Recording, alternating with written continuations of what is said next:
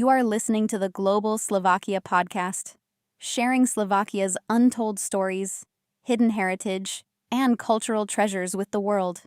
As the United States celebrates 250 years of independence, we invite you to join us on a journey through 250 years of American Slovak Story, uncovering remarkable moments when the histories of our two nations intersected in surprising ways. In our last episode, we explored how Slovak Americans helped build support for the creation of Czechoslovakia and how the United States played an important role in the birth of a new nation in 1918. Today, we move forward a generation. The setting is no longer Cleveland or Pittsburgh. The tools are no longer petitions, speeches, and political agreements. Instead, our story unfolds amid occupied villages, hidden mountain shelters, secret missions, and one of the most dramatic resistance movements of the Second World War. This is the story of Americans and Slovaks who found themselves fighting side by side against Nazi Germany. The year was 1944. By then, Europe had been at war for 5 long years. Nazi Germany controlled much of the continent. Millions had already perished, and victory for the Allies was still far from certain. Yet in the heart of Europe, resistance was growing. On August 29, 1944, the Slovak National Uprising erupted. What began as a military rebellion quickly became one of the largest anti-Nazi resistance movements in occupied Europe. Soldiers, partisans, railway workers, students, teachers, and ordinary civilians joined the fight against fascism. Today, the Slovak National Uprising is remembered as one of the defining moments of modern Slovak history. But there is another side to the story that is less well known. Thousands of miles from home, Americans also became part of this struggle. To understand why, we need to look to the skies above Central Europe. Throughout the war, Allied bombers regularly flew missions over Nazi-controlled territory. Factories, rail junctions, oil refineries, and military installations across Central Europe became targets. Many American aircraft never returned. Some were shot down over present-day Slovakia. When American airmen parachuted into forests, fields, and mountain valleys behind enemy lines, they faced an uncertain fate. Capture often meant imprisonment, or worse. Fortunately, many were not alone. Across Slovakia, ordinary people risked their lives to shelter them. Farmers hid them in barns. Families offered food and clothing. Villagers helped guide them through unfamiliar terrain. Each act of kindness carried enormous danger. Discovery could result in imprisonment, deportation, or execution. Yet many chose to help anyway. As the uprising expanded, Allied leaders recognized an opportunity. The United States needed intelligence from inside occupied territory. Downed airmen needed rescue routes. The Slovak resistance needed support. In September 1944, the American Office of Strategic Services, better known as the OSS, and often described as the predecessor of today's CIA, dispatched a special mission into insurgent territory. The operation became known as Mission Dawes. The team arrived carrying weapons, medical supplies, radio equipment, and perhaps most importantly, a direct link to the Western Allies. Their mission sounded straightforward on paper.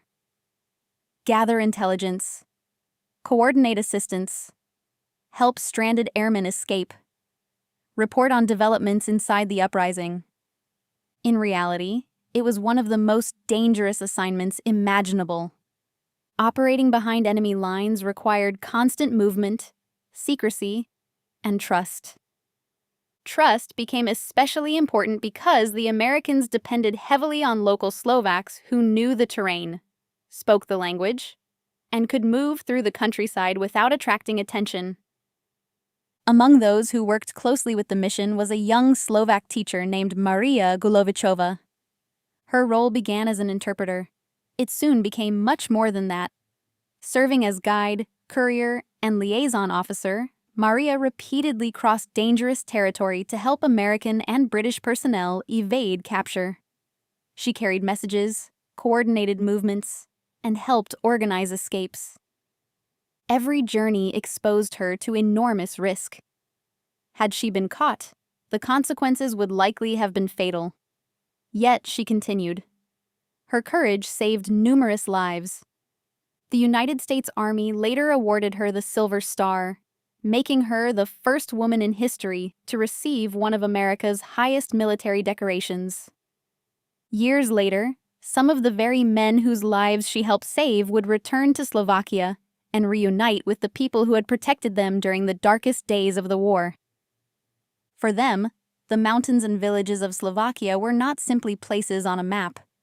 They were places where strangers became rescuers and where survival became possible.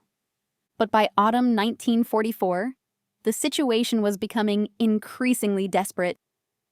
German forces launched a massive counteroffensive. Gradually, the uprising was pushed back. Cities fell.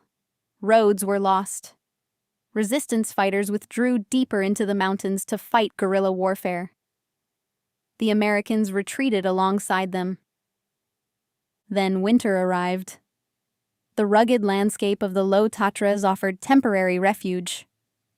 Hidden camps emerged among forests and mountain valleys. Villagers secretly carried food, clothing, medicine, and supplies to the men in hiding. The mountains became a sanctuary, but they also became a trap. On December 26, 1944, German anti-partisan forces discovered one of the groups hiding near the village of Polomka. The consequences were devastating. Captured Americans were interrogated, tortured, and eventually transported to the concentration camp at Mauthausen. There, 13 Americans were executed. Among them was Joe Morton, a correspondent for the Associated Press who had volunteered to accompany the mission. Their deaths remain among the most tragic episodes involving American personnel in occupied Europe during the Second World War. Yet even in tragedy, their story did not end. The sacrifices of those Americans became part of the broader story of the Slovak National Uprising. And the uprising itself became part of the shared history of Slovakia and the United States. Today, when people remember the Slovak National Uprising, they rightly honor the courage of Slovak soldiers, partisans, and civilians. But they should also remember the international dimension of the struggle. Americans and Slovaks found themselves united by a common belief that freedom was worth defending. A generation earlier, Slovak Americans had worked alongside Americans to help create Czechoslovakia. Now another generation stood together in the fight against fascism. The connection between our two nations was no longer being forged in immigrant halls, newspaper offices, or political meetings. It was being forged in forests, mountain shelters, and on battlefields. Some of the bonds between Slovakia and America were created in the meeting halls of Cleveland and Pittsburgh. Others were forged in the snow-covered mountains of central Slovakia. As the United States celebrates 250 years of independence, this story reminds us that the relationship between Slovakia and America was built not only through migration, diplomacy, and shared ideals. It was also built through shared sacrifice, and sometimes the strongest friendships are formed in the hardest of times. As America marks 250 years of independence, this story reminds us that the ties between Slovakia and the United States were built not only through migration, diplomacy, and shared ideals. They were also built through shared sacrifice. A generation earlier, Slovak Americans helped support the creation of Czechoslovakia. During the Second World War, Americans and Slovaks stood together once again, this time in the struggle against fascism. Some of the bonds between Slovakia and America were formed in the meeting halls of Cleveland and Pittsburgh. Others were forged in the forests, valleys, and snow-covered mountains of Slovakia. This story is one chapter in 250 years of the American Slovak story. our special series exploring the people and moments that connected Slovakia and the United States across generations. Thank you for listening to the Global Slovakia podcast. Until next time, stay curious, stay connected, and keep discovering Slovakia.